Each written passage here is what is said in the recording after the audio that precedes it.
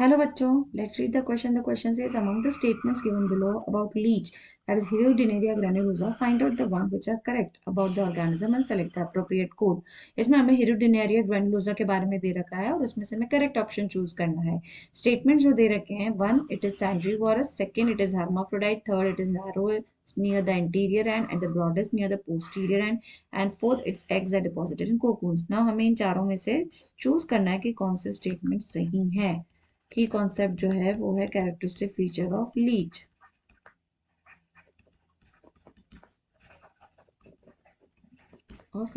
That is Hirudinea granulosa.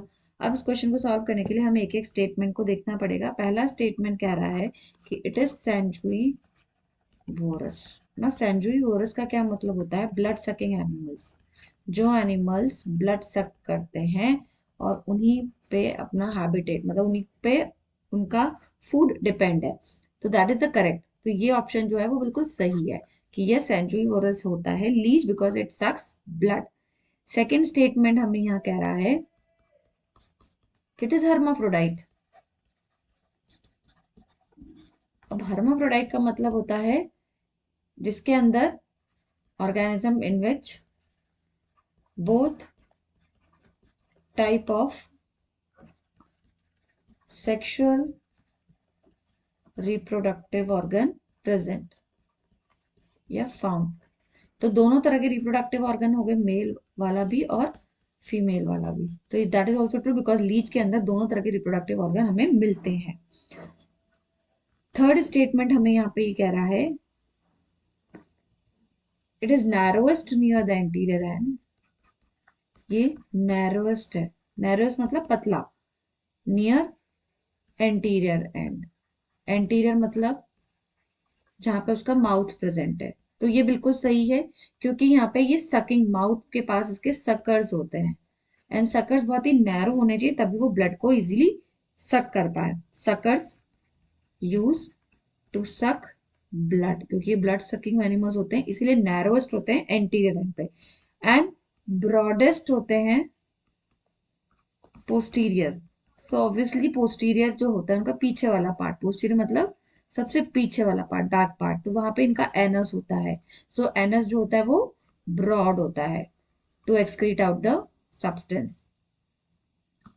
इसीलिए पीछे वाला हिस्सा इनका ब्रॉडर होगा due to presence of anus. तो this statement is also true.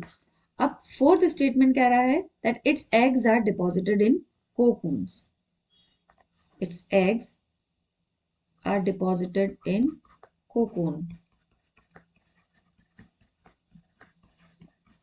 तो अगर हम बोले कि हर्माफ्रोडाइट होने के बावजूद बिल्कुल इसके अंदर दोनों रिप्रोडक्टिव ऑर्गन है तो ऑब्वियसली हमारा जो लीच होगा वो ओवीपैरस होगा.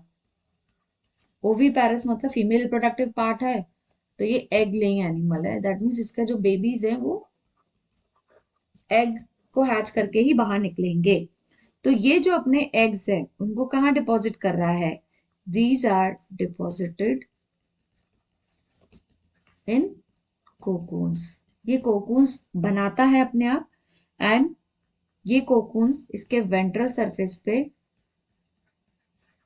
अटैच हो जाता है. The cocoons attach to its ventral surface और इस वेंट्रल सरफेस पे अटैच होके यहीं पे एग का डेवलपमेंट होता है.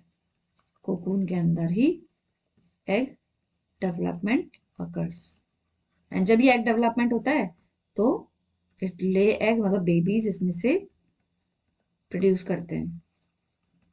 ओके, तो this is also the correct statement. So हमारे चारों स्टेटमेंट इसके करेक्ट हैं about the Hirudinaria. So will go with answer D. First, second, third and fourth. All the four options are, your four statements are correct.